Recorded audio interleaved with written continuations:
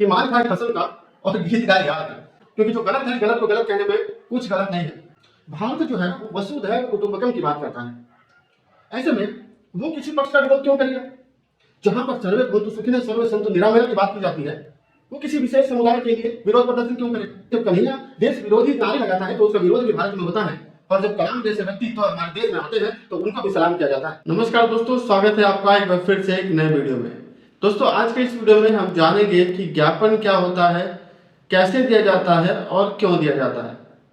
अधिकतर हम न्यूज अथवा मीडिया में देखने अथवा सुनने को मिलता है कि किसी भी घटना के बाद कुछ लोगों का समूह एसडीएम के पास जाता है, टीसी के पास जाता है और अपना ज्ञापन सौंपता है। दोस्तों, इस विषय में आगे बढ़ने से पहले हम एक लेटेस्ट घटना को समझेंगे, उसके बाद हम ज्ञापन के बारे में जानेंगे।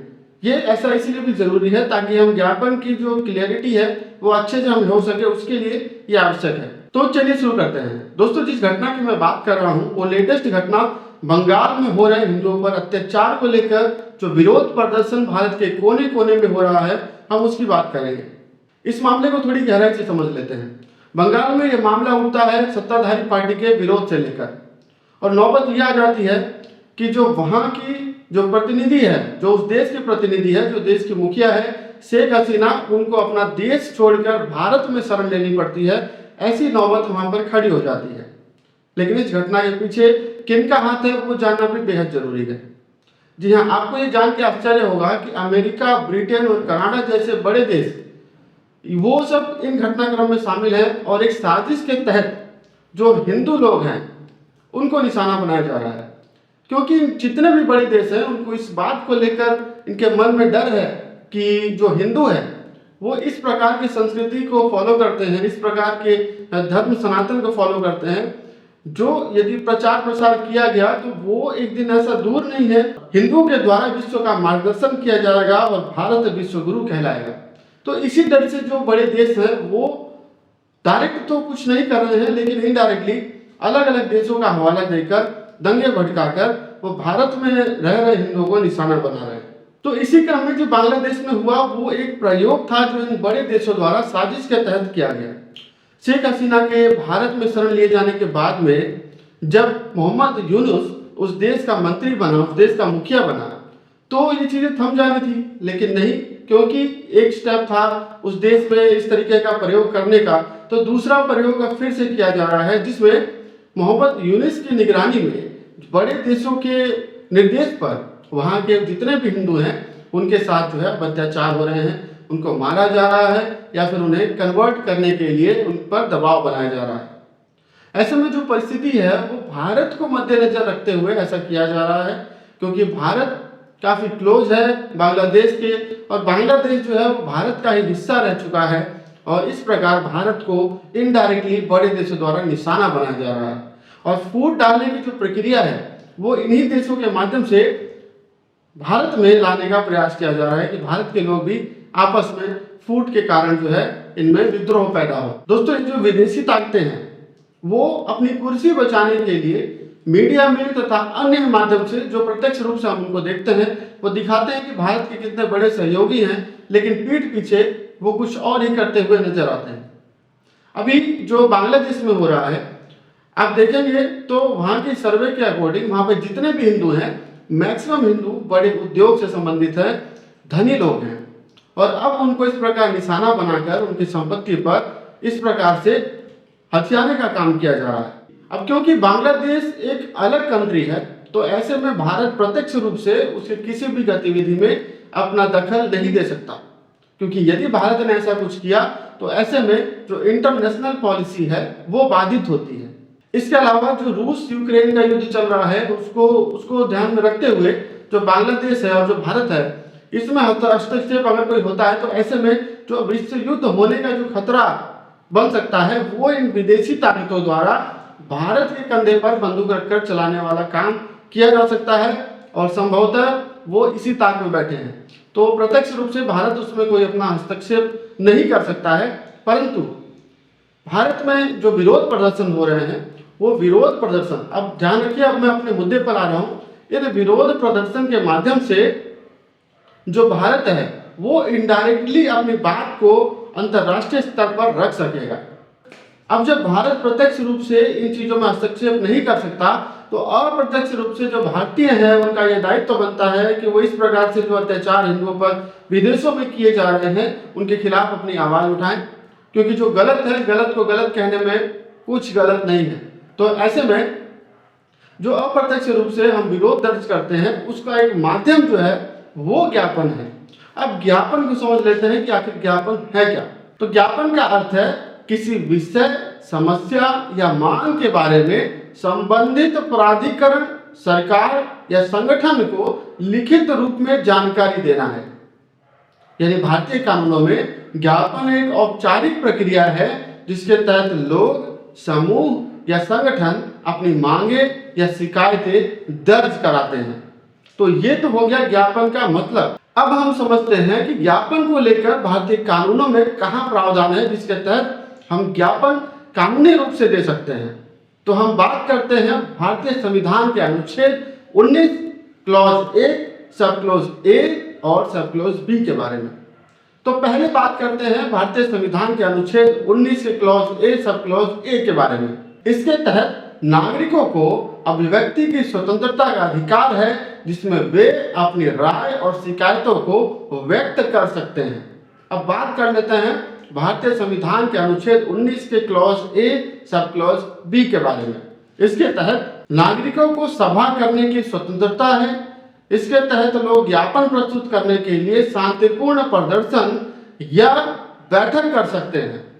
यानी ऐसी घटनाओं को लेकर यदि रोड पर शांति रूप कोई यात्रा निकाली जाती है, कोई प्रदर्शन किया जाता है, विरोध प्रदर्शन किया जाता है, कोई बैठक की जाती है, कोई सभा अथवा महासभा की जाती है, तो वो कानूनन वैध है और किसी भी प्रकार से अवैध नहीं है।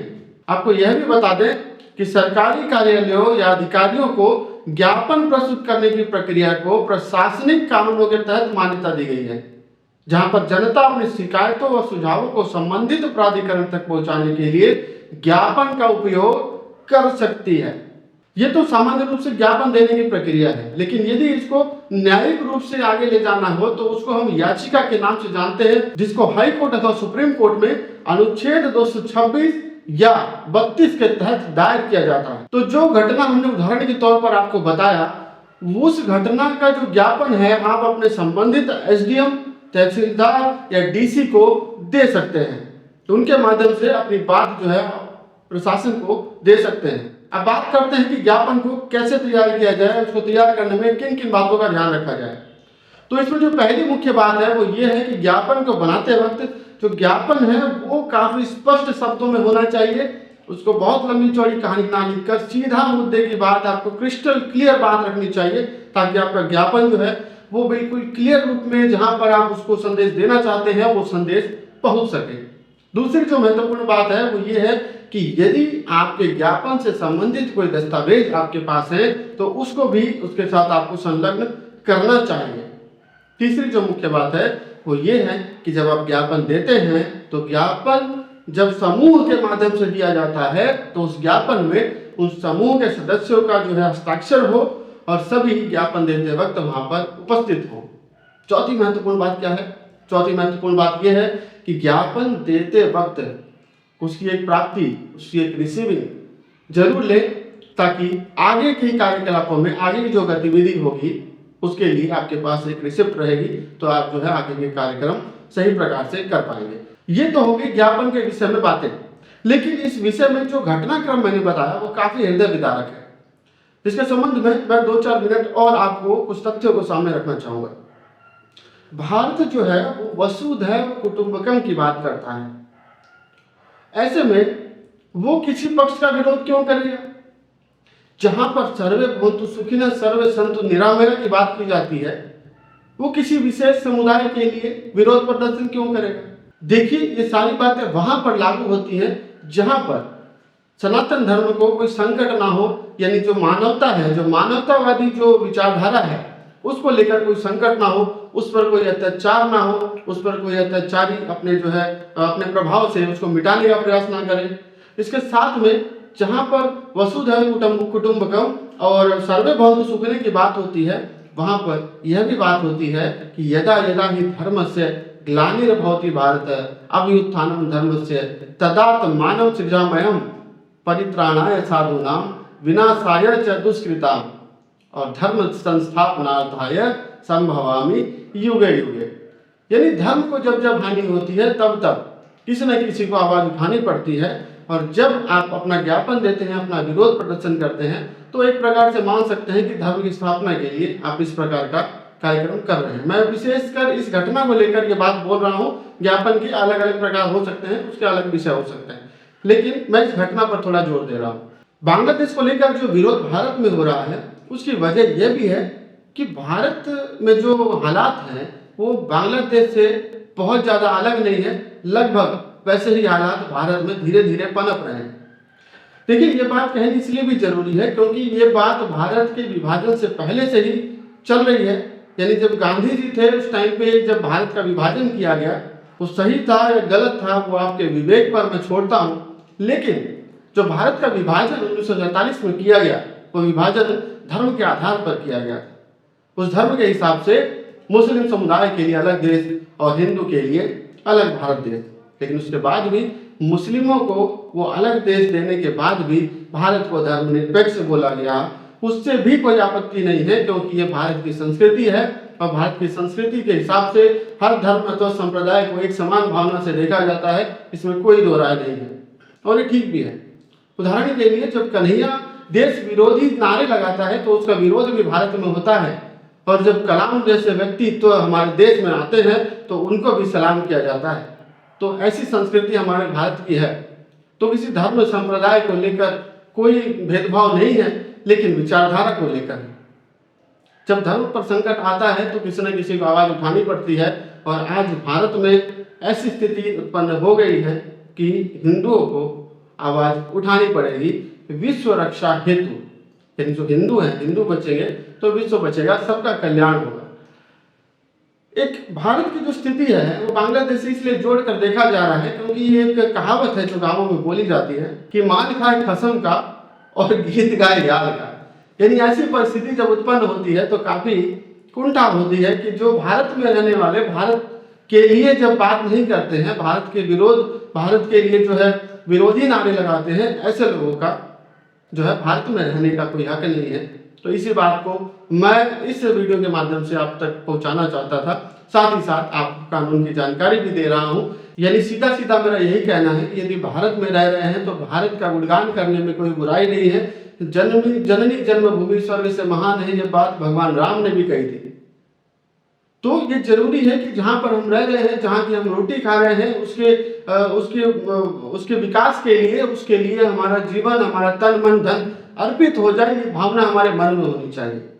तो केवल मेरा यही कहने का उद्देश्य है कि कोई भी धर्म जाति संप्रदाय से कोई मतलब नहीं है, लेकिन भारत के लिए जो तन मन धन से खड़े हैं, भारत की तरक्की के लिए खड़े हैं, सनातन धर्म के लिए खड़े हैं, हिंदू धर्म को बचाने के लिए खड़े हैं, उनके साथ हिंदू धर्म खड़ा है, उनके साथ सनातन खड़ा है।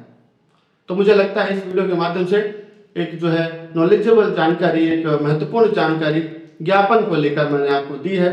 थोड़ा अपने विचार भी रखे हैं। तो इस वीडियो को अगर यूजफुल लगी है तो औरों के साथ में जरूर शेयर करें। यूजफुल तो है ही, आपको पता है। और ऐसे ही कानून से संबंधित जानकारी के लिए चैनल को सब्सक्राइब कर दें। इससे ज़्यादा तो मैं क्या कहूँगा। सब्सक्राइब करेंगे तो जुड़े रहेंगे, अगले वीडियोस की अपडेट्स आती रहेगी। ठीक है जी। तो मिलता है अगली वीडियो में, तब तक के लिए नमस्कार, जय सिया राम।